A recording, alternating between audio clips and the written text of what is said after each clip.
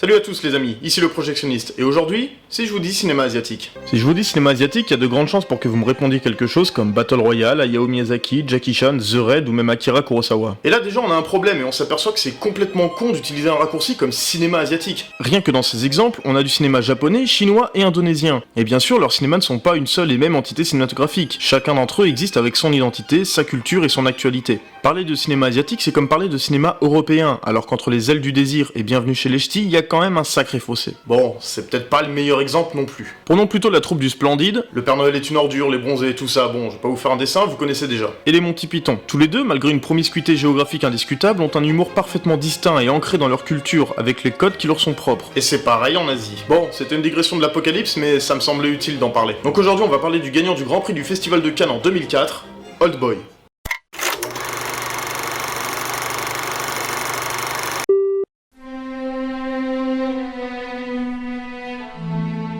Oldboy est donc un film coréen réalisé par le génialissime Park Chan-wook, véritable réalisateur superstar dans son pays. En même temps, le mec, c'est pas la moitié d'un Spielberg. Le film nous présente d'emblée Odessu, qui a l'air d'être le parfait connard bourré qui fait chier son monde et finit chez les keufs, mais qui a malgré tout très envie de rentrer chez lui parce que c'est l'anniversaire de sa fille et qu'il a prévu de lui offrir cette magnifique paire d'ailes. Son frère vient alors le chercher pour le ramener chez lui, mais au détour d'une cabine téléphonique, Odessu disparaît. Il se retrouve alors enfermé dans un genre de chambre d'hôtel avec une fenêtre écran, une télé et une extinction des feux au Valium. C'est toujours mieux que le Formule 1, tu me diras. Odessu du futur débarque alors en voix off et nous apprend qu'il va rester 15 ans enfermé dans cette pièce. 15 longues années pendant lesquelles il aura tout le loisir d'apprendre que sa femme a été assassinée. Et qu'il est le principal suspect. Une belle journée de merde. De plus en plus perturbé, il se met à se tourmenter pour ses actions passées et à jurer vengeance contre ceux qui l'ont enfermé. Et accessoirement qu'ils lui font bouffer les mêmes raviolis pendant 15 ans. Ça me saoulerait aussi. Il est libéré, 15 ans plus tard donc, dans une valise, dans l'herbe, sur un toit. Hein ? Des tas de questions lui viennent alors. Comment va-t-il survivre ? Il n'a ni argent, ni papier, et est officiellement toujours en cavale. Mais heureusement, tout va bien. Il y a un clone qui sort de nulle part pour lui donner un téléphone et un larfeuille rempli de fric. Un poil suspect, je vous l'accorde. Odessu rentre donc dans un restaurant de sushi où il fait la connaissance de Mido, qui, même après quelques réflexions sexistes, a l'air de l'apprécier un minimum. Quand tout à coup... Quelle surprise lorsque notre séquestré préféré découvre qu'il a au bout du fil personne de moins que le commanditaire de son enfermement, qui a l'air de prendre ça comme un jeu en lui demandant de découvrir pourquoi il a été enfermé si longtemps. Ouais, parce qu'il est joueur aussi. Après quoi, il mange un putain de poulpe vivant et s'évanouit. Ah, la SPA dirait bien fait pour ta gueule. Mido le ramène donc chez elle parce que les hôpitaux c'est trop pour les années 90 et en profite pour lire les journaux où il a écrit sa vie, ce qui n'a pas l'air de lui plaire. Odessu profite alors qu'elle aille au chiottes pour une petite tentative de viol, mais il ne peut rien faire face à la puissance combinée du couteau et du PQ. Heureusement, elle vient le voir et lui avoue que c'était pas correct de l'amener chez elle sans le laisser la baiser et qu'un jour elle acceptera et que ce jour-là il devra... Non, je suis désolé, ça marche pas comme ça dans la vraie vie. Tu peux pas essayer d'aller violer quelqu'un et t'attendre après à ce qu'elle vienne te dire « Non mais c'est ma faute, j'aurais pas dû te ramener chez moi, t'inquiète, tu pourras essayer plus tard. » Cette meuf est complètement fucked up. Mais passons, puisqu'ils arrivent en suivant la piste des raviolis qu'il a bouffé pendant 15 ans, à retrouver l'endroit où il a été séquestré. C'est donc une société nommée 7 étages et demi qui s'occupe d'enlever et d'enfermer des gens pour un tiers moyennant une somme que j'imagine coquette. Mais bon, c'est quand même des gens sympas, vu que si t'enfermes quelqu'un pendant plus de 6 mois, il t'offre l'enlèvement.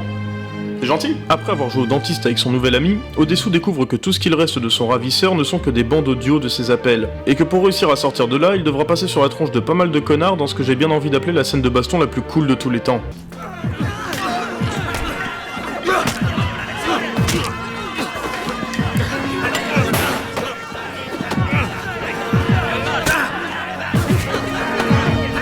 Il se fait quand même pas mal démonter mais réussit à néanmoins sortir du bâtiment pour s'écrouler dans la rue 500 mètres plus loin. Quand un mec qui passait par là le ramasse, le fourre dans un taxi et donne l'adresse de Mido. Ok, là y a un problème. De retour chez Mido et en écoutant les fameuses bandes audio, Odessu apprend qu'il aurait été enfermé car il parlait trop. Il a vraiment dû dire de la merde pour être séquestré pendant 15 ans. Il décide alors d'aller retrouver son frère qui, en bon patron de cybercafé, l'aide à retrouver l'homme derrière les bandes audio, qui se fait appeler Evergreen et habite en fait juste en face de chez Mido. Bizarre. Notre dentiste du dimanche se retrouve alors face à face avec l'homme qui l'a fait enfermer, lequel l'enjoint vivement à continuer de trouver des réponses à ses questions. Bien sûr qu'il veut le torturer pour obtenir des réponses, mais pas de bol, ce dernier a fait installer une télécommande à son pacemaker pour pouvoir claquer à tout moment si ça pue trop pour lui. Avant de partir, il ne manque pas de faire comprendre à Odessu que son pote l'édenté est chez Mido, et qu'il doit pas être de super bonne humeur. Et quand il s'y rend, il ne peut que le constater. À deux doigts de partir en cacahuète sushi style, c'est à ce moment précis qu'Evergreen décide d'envoyer son homme de main, qui ressemble vachement à Hotjob quand même, pour faire rentrer gentiment chez lui l'édenté d'Odessu, sans que ce dernier lui promette de lui trancher la main avec laquelle il a touché Mido. Nos deux héros décident alors de s'enfuir, et vu qu'on est au milieu du film...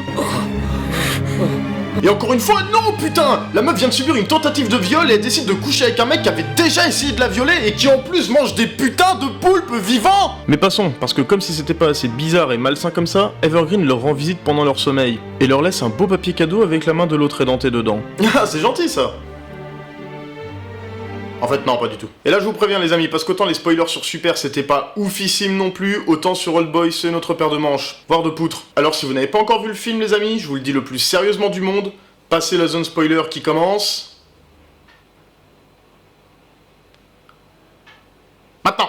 Bref, en fouillant sur le site du lycée d'Evergreen où ont étudié Odessu et son frangin, ils finissent par s'apercevoir que Lisoa, une lycéenne pas super farouche selon le frère d'Odessu, se serait suicidée suite à des rumeurs qu'aurait lancé ce dernier, et qui était en fait la sœur de Lee Woo-jin, alias Evergreen. Après avoir laissé Mido chez 7 étages et demi, en même temps je me dis, entre le mec qui t'a arraché les dents et le mec qui t'a arraché la main, tu choisis d'aider qui? Odessu se rend chez Lee Woo-jin pour s'y confronter. Philippe, je sais où tu te caches! Et apprend finalement que Lisoa n'avait rien d'une fille facile. Bon, par contre elle couchait quand même avec son frère et elle s'est suicidée parce qu'Odessu les a vus, lequel s'est empressé d'aller le dire à son frère qui l'a dit à tout le monde.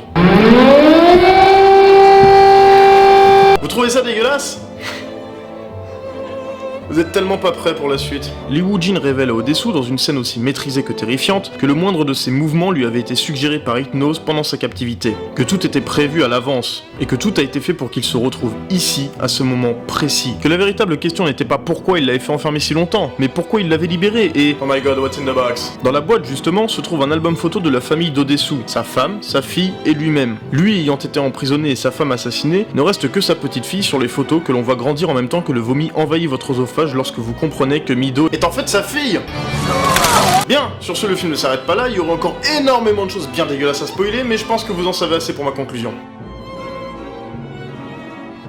Je ne vais rien vous apprendre, Old Boy est un film qui traite de vengeance. Ah bah merci Captain Obvious. Oui, mais pas que. Magnifiquement porté par Choi Min-sik, que vous avez récemment pu voir dans le Lucie de Luc Besson, le film est une descente aux enfers sombre et sans concession dans les tréfonds de l'âme humaine, l'allégorie d'une vengeance brutale et aveugle qui finit par détruire ses participants, que ce soit Odessu ou Evergreen. L'un est tellement obsédé par sa soif de vengeance qu'il se laisse porter jusqu'à son objectif sans se poser la moindre question, quitte à détruire tout ce qui l'entoure, sans que ça ne lui cause le moindre souci. Odessu n'est pas le type de personnage pour lequel on ressent une profonde empathie. Bien sûr qu'après 15 ans enfermé sans aucune raison connue, on a envie qu'il perpétue sa vengeance. Mais à quoi cela amène-t-il? Odessu est déjà un personnage désagréable au début du film. Le mec comptait quand même arriver ivre-mort dans le plus grand des calmes à l'anniversaire de sa fille. Et il ne provoque pas plus l'empathie à la fin, via une scène que je ne vous ai volontairement pas spoilée. Quant au second, tombé depuis bien des années dans une fascination morbide et malsaine pour Odessu, il n'a simplement plus d'autre raison de vivre. Sa vie entière est consacrée à sa vengeance. Il n'a aucun scrupule et tous les moyens sont bons pour arriver à ses fins, quitte à engloutir des dizaines de vies et un sacré paquet de fric dans sa folie. Aucun des deux personnages, qu'ils soient protagonistes ou antagonistes, n'est véritablement à sauver, puisque chacun a fait ses propres choix qui amènent à un dénouement forcément tragique. Un cercle de destruction volontaire que chacun d'eux n'hésite pas à intensifier si ça peut l'arranger. À un tel point que le spectateur peut finalement trouver que le combat de l'un est plus juste que celui de l'autre. L'accent est notamment mis sur la solitude des personnages. Odessu quitte souvent le plan, et quand c'est le cas, la caméra ne le suit pas. Il ne fait plus partie de ce monde, et c'est à lui d'y retourner. Quant à Evergreen, il fait toujours partie de ce monde, mais sa solitude n'en est pas moins présente. Il est bien souvent au cœur de cadres très larges et peu entourés. Mais bien sûr, Old Boy ce n'est pas que ça, c'est aussi la quête d'identité de son personnage principal. Un thème assez récurrent dans le cinéma de la nouvelle vague coréenne.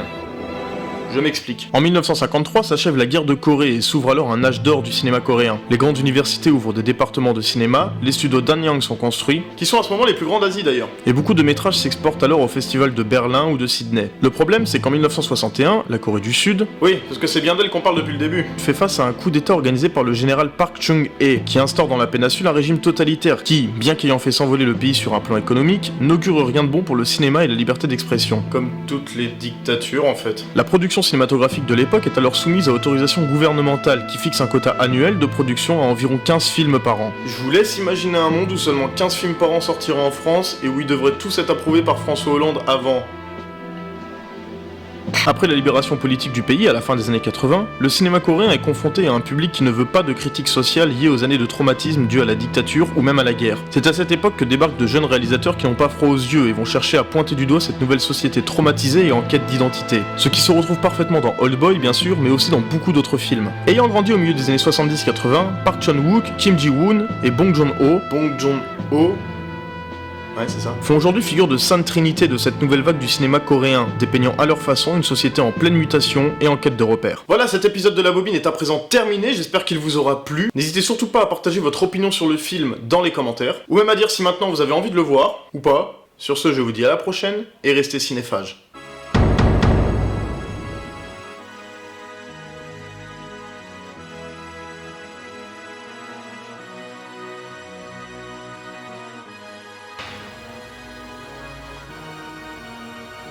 Je l'ai, maître. Donne-la moi.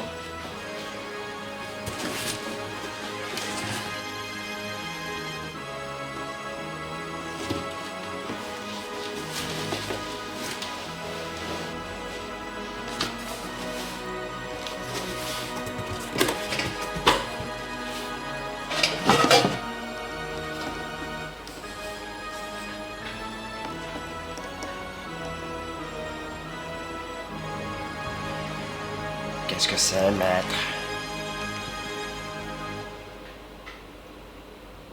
La fin absolue du monde. Mr. Crowley, what